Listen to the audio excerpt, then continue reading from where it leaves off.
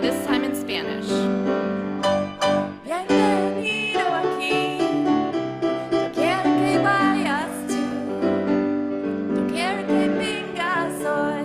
Bienvenido aquí. Bienvenido aquí. Yo quiero que vayas tú. Yo quiero que vengas hoy. Bienvenido aquí. A ese lugar de amor. De sueños e ilusión.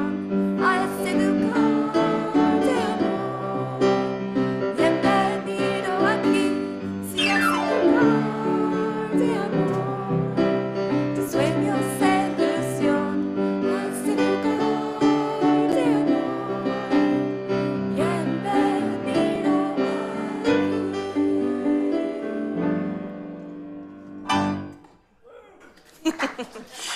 Good morning. Welcome to Chalice Unitarian Universalist Congregation.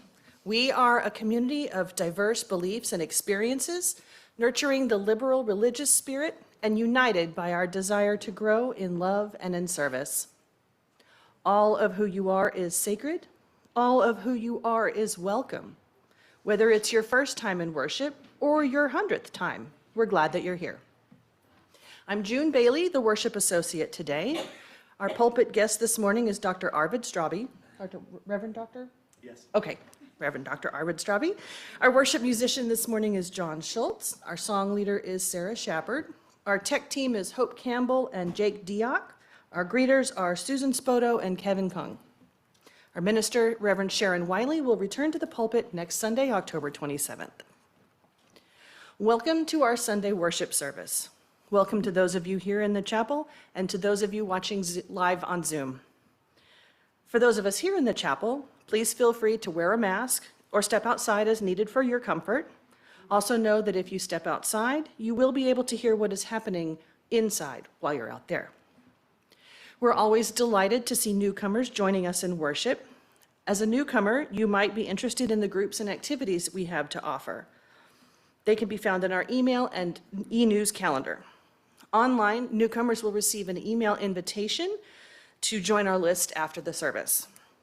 In person, newcomers, if you haven't already given us your email when you signed in, please share it before you leave. Our weekly email is the best way to get information about the many groups and activities we offer here at Chalice. Now, let's take a breath together.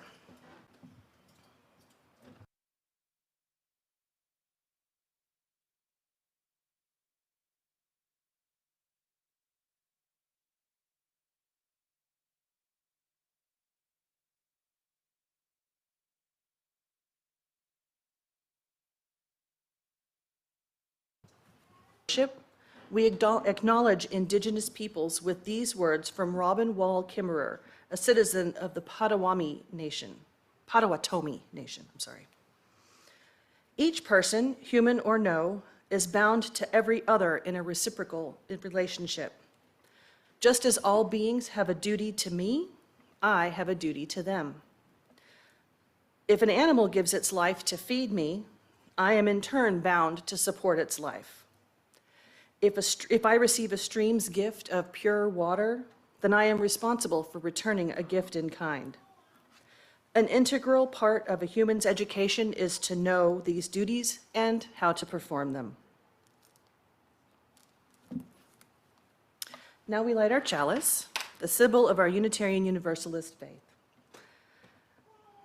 Reverend Dr. Arvid Straube will be lighting our chalice. Our chalice lighting words come from Sherry Woodbury. Spark of the Spirit, cupped in earth's embrace, light of love, alive in all creation.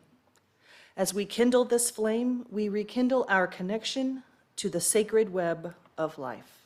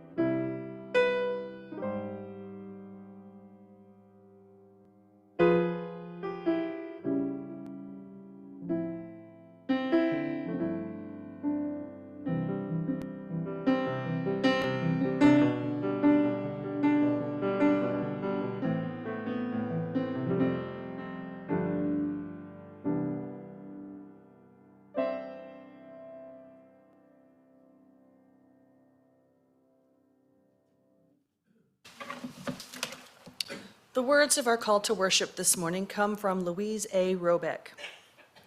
We come to this hour knowing that it is but an hour. Yet out of all of the hours in the week, this is the one that is set apart, an hour that is saved, an hour that is savored. It is a time for us to recognize what gives life meaning. It is a time to honor what we value. It is a time to celebrate our lives. Let us then celebrate, honor, and recognize that we might fully savor this hour we have saved. Please rise in body or spirit.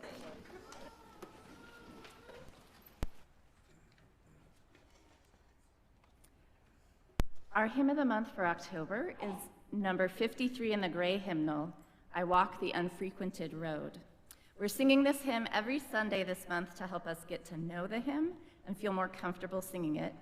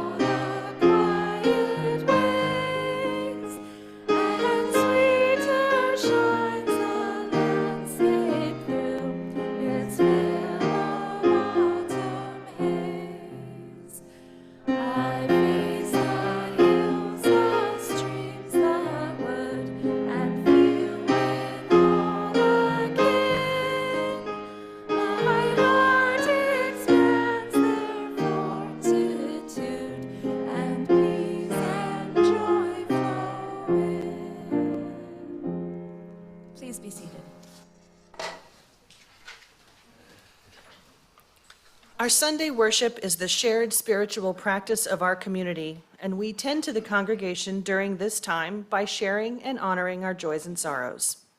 Here in the chapel, you're welcome to write your joy or sorrow onto a candle card, which will be collected from you. Online, please write your joy or sorrow into the chat box with your name so we can identify you. These joys and sorrows will be spoken out loud, and then we will remove this part of this service from the recording that goes onto our YouTube channel, so this sharing won't be publicly available online.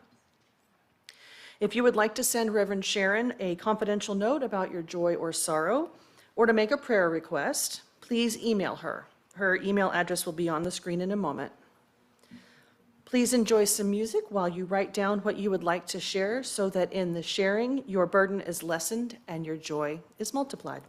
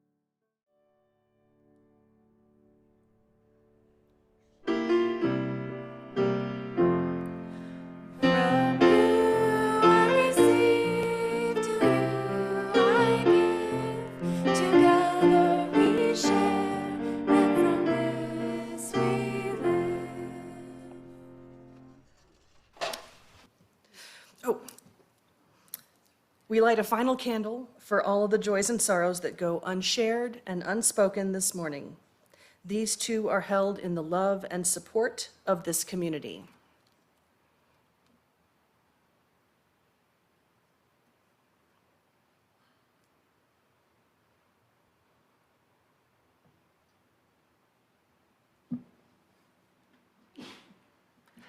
And now we invite the children and anyone else who would like to come forward for a story.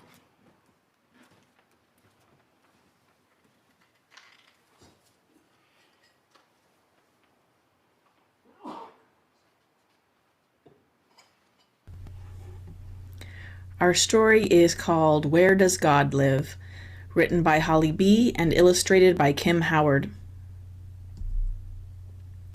This is Hope. She's a lot like you. She loves her puppy and the color blue. She likes to laugh and play and sing, but asking questions is her favorite thing. Where does the sun go? Why does it rain? Why don't snowflakes all look the same? There were so many things Hope wanted to know, such as how many colors are in a rainbow. She'd asked her friends and her mom and dad, her grandmother Rose and her big brother Brad, the mailman, the grocer, and nice Mrs. Ying. She'd ask anyone about any old thing. One day a new question popped into her head, and she asked her mom, who was making the bed. Where does God live? Does God live nearby? Hope, God lives in heaven, way up in the sky. Now, Hope hadn't heard about heaven before, but she knew that she wanted to learn a lot more. So she went to the meadow to have a few words with sweet Mrs. Peep, her favorite bird. Have you ever seen heaven way up in the sky? Have you ever seen God when you fly far and high? I've seen clouds and stars and skies of blue, the moon and rainbows and lightning too. I've never seen heaven, though I've flown far and near, but the sky is so lovely, God has to live here. Hope thanked Mrs. Peep and went down to the stream to see Mr. Frog, who was chubby and green. Where does God live? She asked Mr. Frog. He looked up and smiled as he sat on his log. Look at the flowers, the wide open spaces, the trees and the butterflies, these beautiful places. To me, this is almost like heaven, you see. That's how I know that God lives here with me. All of a sudden, and quick as a flash, Mrs. Fish jumped up high and came down with a splash. Oh no, that's not true. That can't really be. I know that God lives in the stream here with me. This crystal blue water is lovely, I know. God lives here with me in the waters below. Hope thanked her friends and went on her way to hear what her grandmother might have to say. Her grandma was wise and her heart very pure, and she'd know the answer. Of that, Hope was sure. Does God live in heaven or down by the stream? Does God live in the water or is God a dream? Tell me, where does God live? I really must know. Oh, please, won't you tell me, my sweet Grandma Rose? Her grandmother smiled, as grandmothers can, and softly she reached out for Hope's little hand. I know you're confused, and I'm glad that you came. Now listen real close, and I'll try to explain. You know God made everything, seen and unseen, the wind and the sun and the meadow so green, flowers and stars and oceans of blue, trees, birds, and rocks, and all people too. And when God makes a person, a star, or a wave, a part of God stays with whatever God's made. So God lives in the sky, in the meadow and stream. God lives everywhere, and God isn't a dream. God lives in the frogs and the birds and in you. When you're looking for God, it's easy to do. God lives in all things that you see, hear, or touch. God lives in all people. God's in each one of us. And when you meet people who are loving and good, they're letting God out, just as everyone could. And if you meet people who seem hateful or bad, they've forgotten God's here, and that makes God sad. God is gentle and loving and cares for us all. God gives us the strength to get up when we fall. God is always around to help us find truth, whether we're old or still in our youth. God's your best friend, Hope. God really cares. So make sure every day to take time for your prayers. How should I pray, Grandma? What should I say? I want God to hear me. What's the best way? Her grandmother hugged her and said, "Precious you, just speak from your heart, Hope. It's easy to do. Tell God your wishes, your fears, and your dreams. Then thank God for all of your favorite things. Ask God to guide you in all that you do, and be thankful for all the love God sends you." Hope kissed Grandma Rose and went on her way. She had no more questions, at least for that day. And on her way home, she saw God in all things, in the clouds and the flowers, and in nice Mrs. Ying. And later that night, when Hope went to bed, she closed her eyes slowly and bowed down her head. Dear God, thank you so much for this wonderful day. Thanks for the friends who showed me the way. Please help me tomorrow in all that I do, and don't forget, God, how much I love you.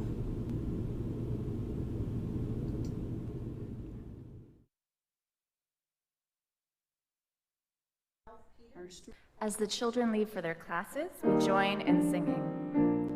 Walk on your path with a song so sweet that everywhere you go there is love all around. Walk on your path with a song so sweet that everywhere you go there is love all around. The Reverend Dr. Arvid Straube has been a parish minister for 35 years. He is an affiliate faculty member at Meadville Lombard Theological School and has a ministry of spiritual direction. He was the lead minister at the First Unitarian Universalist Church of San Diego for 10 years. We are blessed that Arvid and his wife Sonia live nearby and have started attending Chalice this year. Arvid is preaching for us several times this church year. Our reading comes from The Golden Buddha Within by Tara Brach. A core teaching of the Buddha is that we suffer because we forget who we really are. We forget the essence, the awareness, and the love that's here, and we become caught in an identity that's less than who we are. One of the stories I've always loved took place in Asia. There's a huge statue of the Buddha. It was a plaster and clay statue, not a handsome statue. But people loved it for its staying power. A number of years ago, there was a long, dry period, and a crack appeared in the statue. So the monks brought their little pen flashlights to look inside the crack. Just thought they might find something about the infrastructure. When they shined the light in, what shined out was a flash of gold. And every crack they looked into, they saw that same shining. So they dismantled the plaster and clay, which turned out to just be a covering, and found that it was the largest pure solid gold statue of the Buddha in all of Southeast Asia. The monks believed that the statue had been covered with the plaster and clay to protect it through difficult years. much in the same way that we put on that spacesuit to protect ourselves from injury and hurt. What's sad is that we forget the gold and we start believing in the covering, the egoic, defensive, managing self. We forget who is here. So you might think of the essence of the spiritual path as a remembering, reconnecting with the gold, the essential mystery of awareness.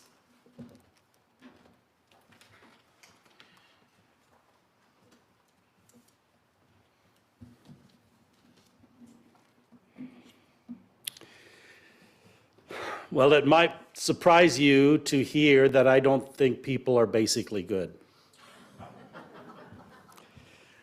I also believe that human beings can not only be good, but we can be divinely good. The reason we're not basically good has to do with our evolutionary heritage, what we've inherited from our evolution toward being human. The most primitive parts of our brain have to do with survival, reproduction. Evolutionary scientists call it the 4 F's that the primitive brain is interested in: feeding, fighting, fleeing, and reproduction.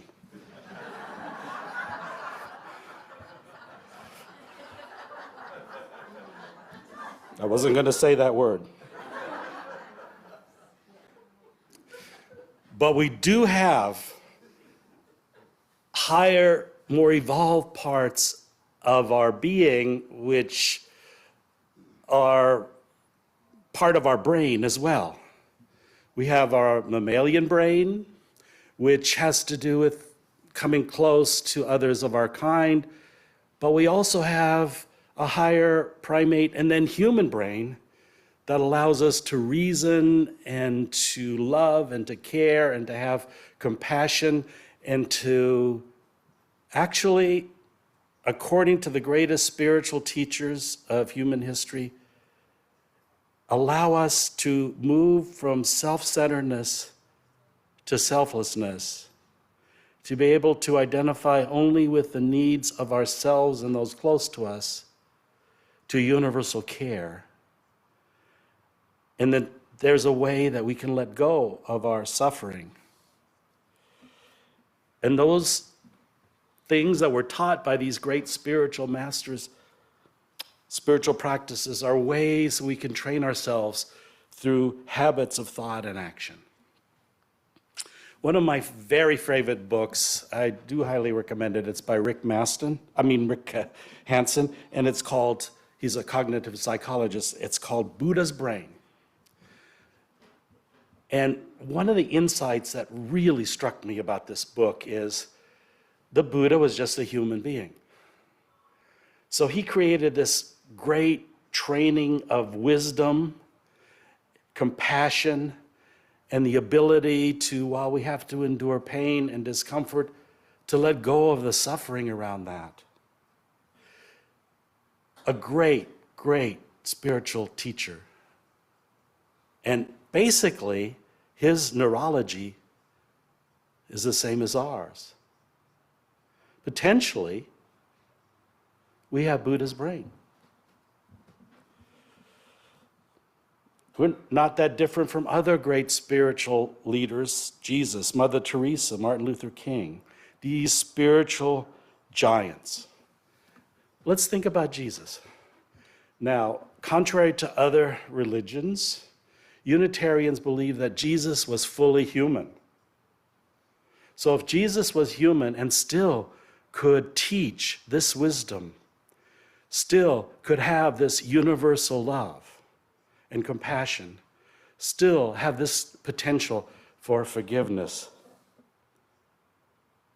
then we have the heart of Jesus, potentially. Us ordinary humans, potentially, have Buddha's brain, have the heart of Jesus.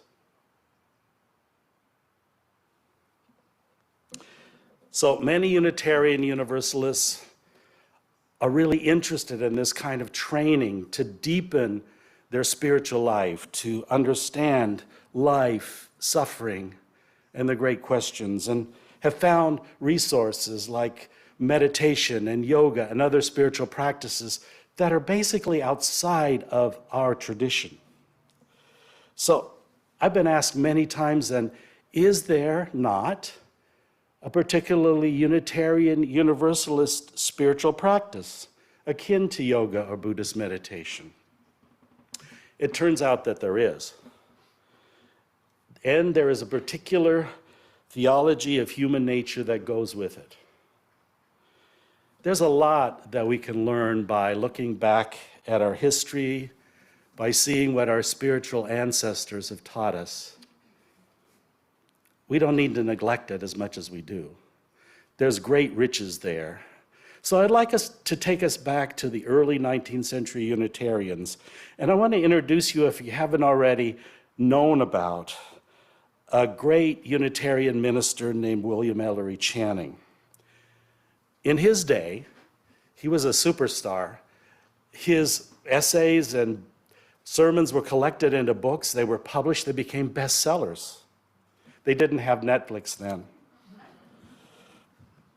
He was a great voice for the abolition of slavery, the women's rights, the rights of the working class. But his greatest passion and his greatest interest was spiritual theology. He had a realistic view of human nature.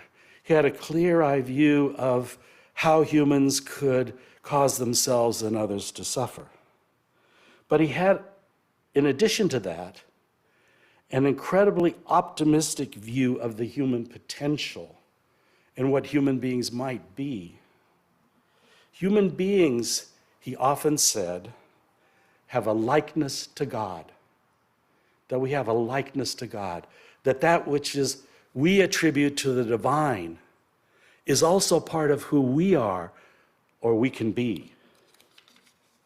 God is then an ideal embodiment of human potential.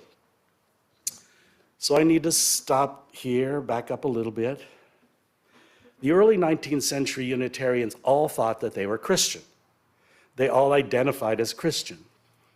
Since then, our theological diversity has broadened greatly. Not only are there Unitarian Universalists who identify as Christians, but we have atheists, agnostics, pagans, nature mystics.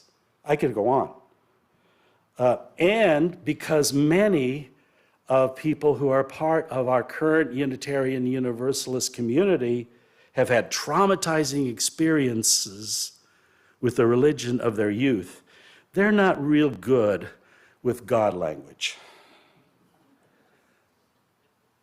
I did a version of this sermon a while ago in another congregation, and a woman came up to me after that and she said, "You said God 84 times."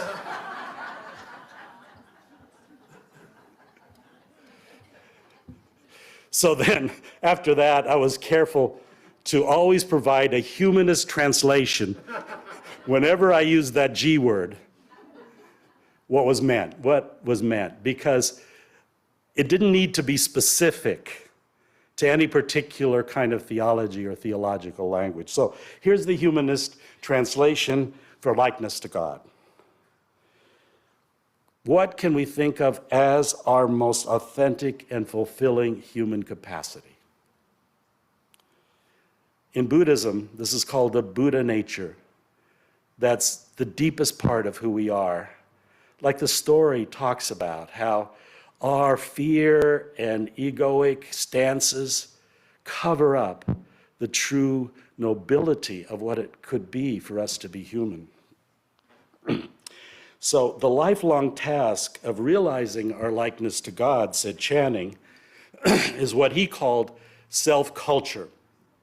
Now, he didn't mean the word culture in the context of going to the opera or the cinema or the theater, but in an agricultural or horticultural sense. Self-culture is cultivating, growing, nurturing these potentials within us. We are born with those potentials, but we also have those 4 F that we have to deal with. But we forget that we have these potentials sometimes, and we don't always know that there are ways for us to let these most authentic parts of our humanity flourish and grow. So, the early 19th century Unitarians had a method. So the method was in 3 parts. The first was self-examination. They took time to look at their lives, their actions, their relationships. They contemplated them. They said, are we living the way we should? Are we living to our most loving potential, to our wisest potential? And in what ways are we falling short? So that self-examination was the first stage. Then secondly, self-formation, which is cultivating habits that would allow this likeness to God to emerge in our individual human life. And they didn't end there. Early 19th century Unitarians were great social justice advocates. The final stage was what was called self-consecration, which was serving others to alleviate suffering and change the social conditions that created it. So they had several practices that they used to do. Journaling was very popular. And nowadays we think of journaling because we're so psychologized in our thinking about, what are our neuroses and, what are our feelings. They didn't think like that in those days. They thought more like, how am I living my life? What's working? What's not? What am I reading? How does it inspire me? What about the examples of people around me? Those kinds of things, nurturing, examining their life in the light of the Spirit. And, something that just blew my mind, a common practice was on New Year's Day, people would gather a small group of their family and friends, and they would read their journals out loud to each other, and then set an intention for the year to come. So they loved to observe nature. Some of the early Unitarians were great botanists, actually, and there was a movement, and it was a great renaissance of social justice and literature called Transcendentalism. I want you to know that Transcendentalism was a movement that started within Unitarianism by Unitarian ministers for the most part. And their reverence for nature was such that they claimed that nature was a scripture that revealed truth just as much as the Bible. They also did a lot of meditative reading and meditative self-examination.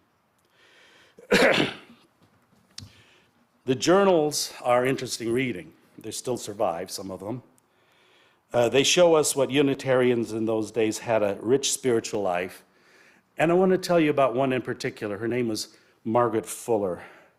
She practiced these disciplines, and with great courage, she lived out that calling in the world where there were many, many barriers to that kind of prominence for women. She longed for this realization of her likeness to God. She called it, I shall be human yet. I shall be human yet. That was all through her journals. Her own full humanity was the highest calling that she could imagine. She became one of the top intellects of our time. So, in school you might have read Thoreau or Emerson, these great transcendentalists. Well, these essays and these writings of these great writers were published in a magazine called The Dial. And guess who was the editor of that magazine? It was Margaret Fuller. She wrote probably the first feminist manifesto in America called Woman in the 19th Century, where she called for full equality and the right to vote for women. This was pre-Civil War America. While on assignment for Horace Greeley's New York Tribune, she met and married a handsome Italian count, and she was bringing him and their son back to the United States when their ship sank off the shore of Boston. She died at a young age, in her 30s, but she accomplished much. Getting back to our time, it breaks my heart that so many people in this world don't know what their potential is, don't know that their lives could be more fulfilled, more wise, more compassionate, that is available to them, that they have Buddha's brain and the heart of Jesus. That it breaks my heart that so many people are wasting this precious potential in their pursuit of pleasure or possessions or petty status or addictions. We're meant to live out our likeness to God, our golden Buddha. And we each have a distinctive role to play in the salvation of the world. So I'm going to invite you to join me in a meditative self-examination, like our spiritual ancestors did. So I'd like you to think about the week that's just passed. So if you want to close your eyes, maybe take a deep breath. I'm inviting you to do this if you feel like it.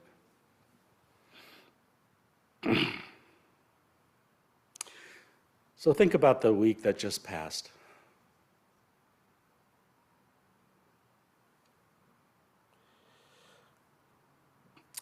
What work did I do, paid or unpaid?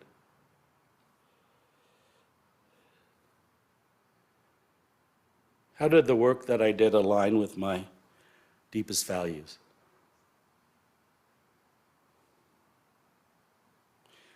Was there anything that, on reflection, turns out to be contrary to your values?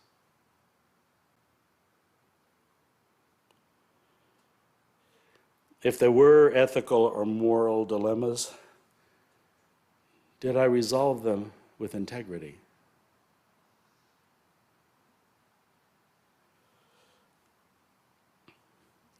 Who have I interacted with this week? Neighbors, coworkers, family, friends, spouses, partners, children. Did I treat them well?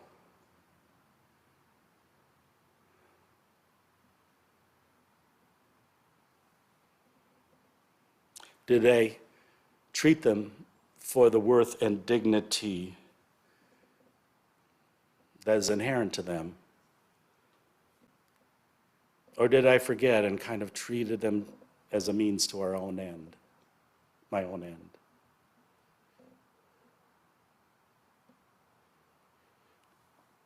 end? Where were my intentions loving?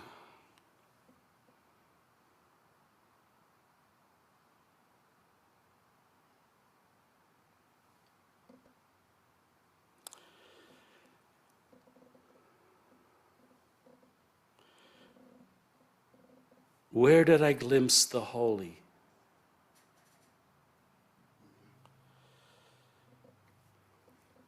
When was I spiritually asleep?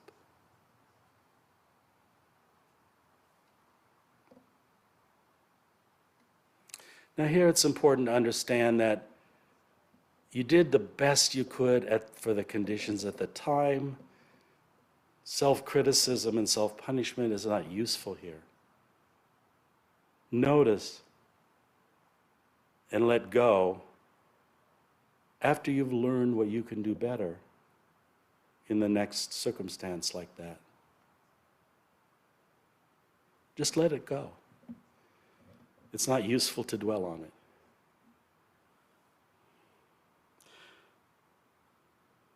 What lessons then did I learn, and how might I act differently?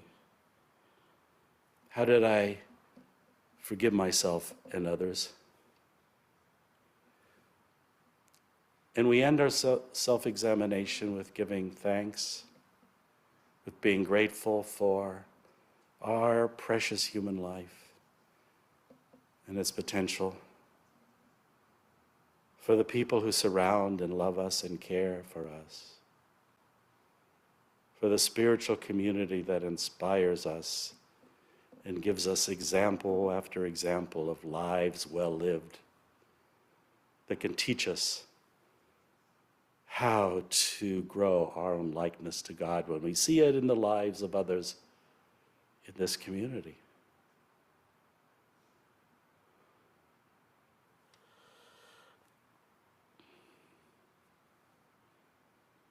The world needs true humans who manifest the golden Buddha within, the most authentic life,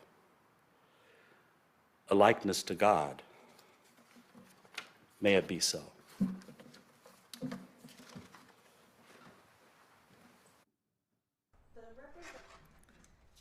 Please rise in body or spirit to sing together hymn number 1053, How Could Anyone, found in the Teal hymnal.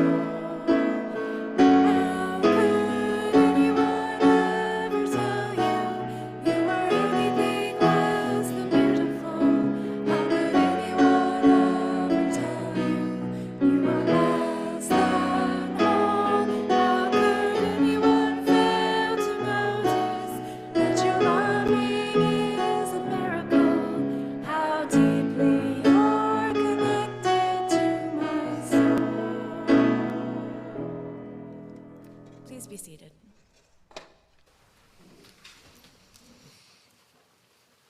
The Sunday offering is an expression of the generosity that makes our congregational life possible. The Buddha said that no true spiritual life is possible without a generous heart.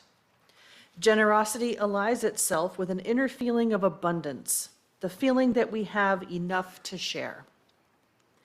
We encourage you to text your donation to Chalice. If you haven't texted a donation before, once you enter the text amount, you'll get a reply with a link to enter your card information. If your Sunday donation is meant to be a part of your pledge payment, please be sure to indicate pledge after the dollar amount. The phone number for text donations will be on screen in a moment. If you prefer to make an in-person donation of cash or check, there are envelopes and a donation box to the left of the chapel double doors. You can leave those donations after the service. Please give generously.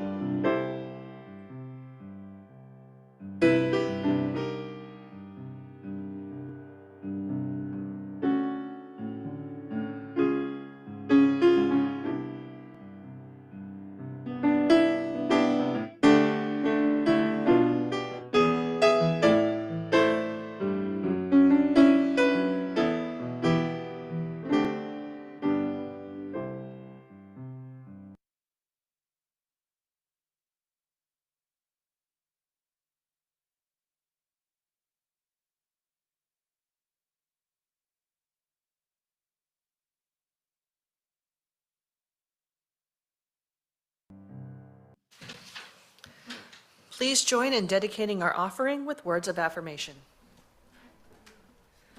At Chalice UU congregation, our mission is to connect through worship, music, learning, and caring ministries.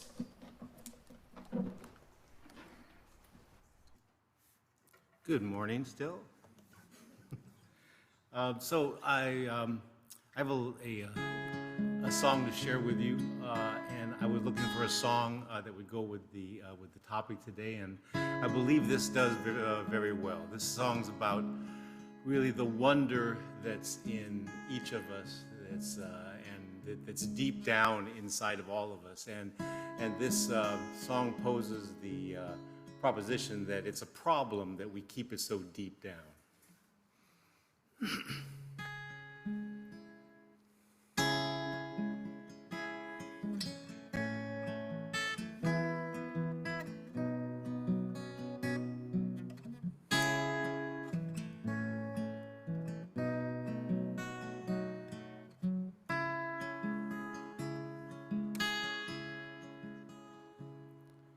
Can't see the stars anymore living here. Let's go to the hills where the outlines are clear. Bring on the wonder, bring on the song. I pushed you down deep in my soul for too long.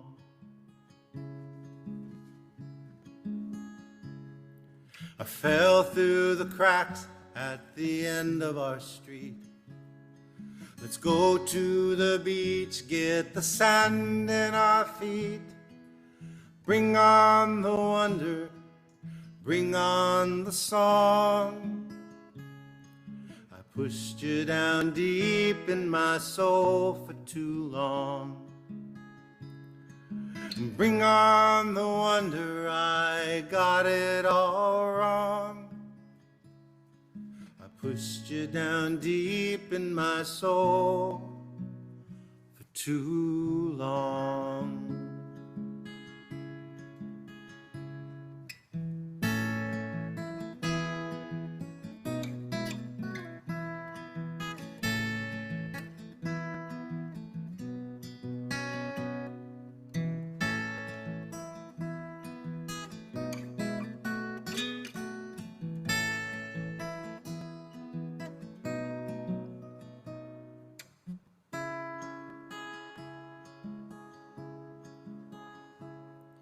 I don't have the time for a drink from the cup. Let's rest for a while till our soul catches up. Bring on the wonder, bring on the song. I pushed you down deep in my soul for too long. Bring on the wonder, we got it all wrong. We pushed you down deep in our souls, so hang on. Yes, bring on the wonder, bring on the song. I pushed you down deep in my soul for too long.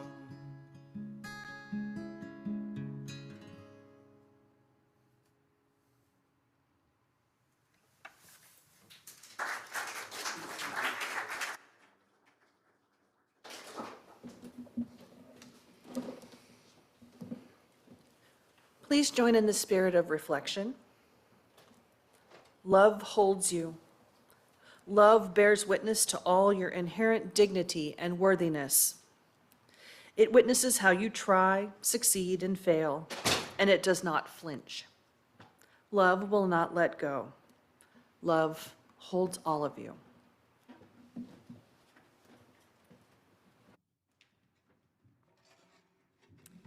Please rise in body or spirit to sing together hymn 298, Wake Now My Senses, found in the gray hymnal. We will sing the first 4 verses.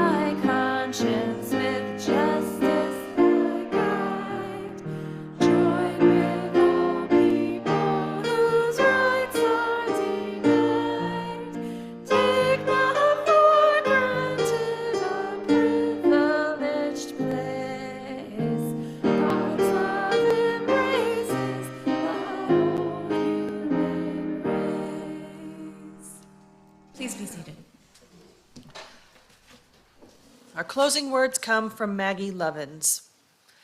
We extinguish this flame, but not its meaning and mission in our hearts. Our time together has come to an end.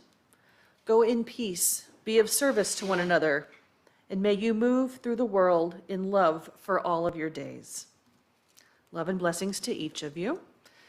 You're invited to close our time together by singing The Well. After our closing hymn, please return to your seats for some announcements.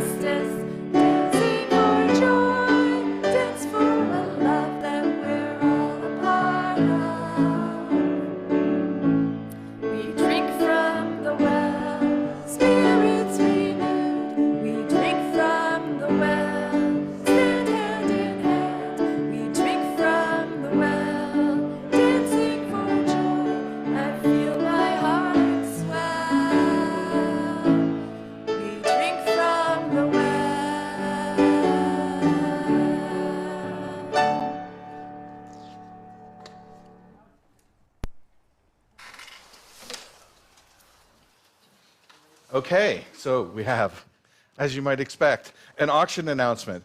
But we're going to have a practice. Now, last year when I did this, you know, people kind of felt guilty because this was the only cinnamon roll on campus today. And they were like, oh, I can't, you know, I feel guilty because all these people are hovering threateningly. So this year, there are 2 cinnamon rolls. But in order to assuage your guilt, one of them is for Arvid. So you can feel the graciousness of being generous and at the same time have your own cinnamon roll. I have boxes so you don't have to eat them here, or we have a locked room for you to do it in private. So the cinnamon rolls, as you know, lovingly crafted with flour, cinnamon. I know, cinnamon from Thailand, wheat and flour raised by virgin monks in Minnesota, and milk and butter from cows in Wisconsin who are lovingly rubbed in lavender oil while they're being milked. So, we'll begin the bidding at $1. Oh, $20 in the back. Do I have to bring it around under people's noses? 21. 25. Whoa. 100. 101. 102. Anybody? Going. Sold.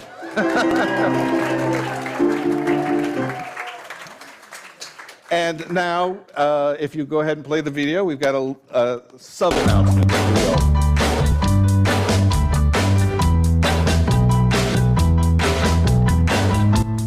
We'll do the mash. We'll do the monster mash. Hi everyone, I'm Barry Hacker, and it's our auction in October. Time to raise some cash.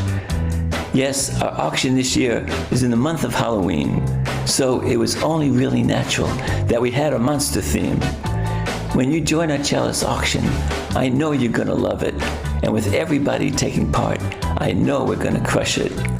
When Chalice focuses on a task, there's no challenge we can't meet. The lofty goal that we have set is well within our reach. The best thing we can do during our Chalice Monster Mash is meeting our financial goal. Like we have done so in the past, online or in person, we're asking you to bid. You know if you participate, you'll be really glad you did. Our auction at Chalice is before Halloween, and with your wild and crazy costumes, it'll be a wild and crazy scene. We need to raise a ton of cash, so I'm begging you all please, because we all know that when it comes to cash, money doesn't grow on trees. You may tell yourself you're not the auction type, and you really aren't into this crazy auction hype. But when everyone else is having fun, you'll ask, why didn't I do it? You'll wait and just procrastinate and realize that you blew it. So now's the time to make your move and get into our auction groove. You can bid online or join us live. Either way, you'll help our campus thrive. It's our biggest fundraiser of the year, and we'll take money from anywhere, in our chapel or from your home. We don't care where the cash comes from. You know, I'm really not that naive, as I wear my heart out on my sleeve. There ain't no help from up above. We must step up and show some love. And by love, I mean some cold hard cash. That's what feeds our Monster Bash. That's how we'll reach our financial goal. When we all bid, we're on a roll. During the year, we don't ask for much. That's why we're making such a fuss. Online or in person, when it's all said and done, it's our annual Single One event. We are sure to have some fun. October 20th to the 27th, that's our auction time. Write it down and don't forget. Please, keep us on your mind. I just want you all to know it's our yearly big promotion. Our website has the URL to join our Chalice auction. I guess that's all I have to say. I guess I'll just be on my way. No need to fact check what I said. You know that it's all true. To reach our auction financial goal, it's up to me and you. Go online today or join us the night of October 26th, and please, bid, bid, bid. Thank you.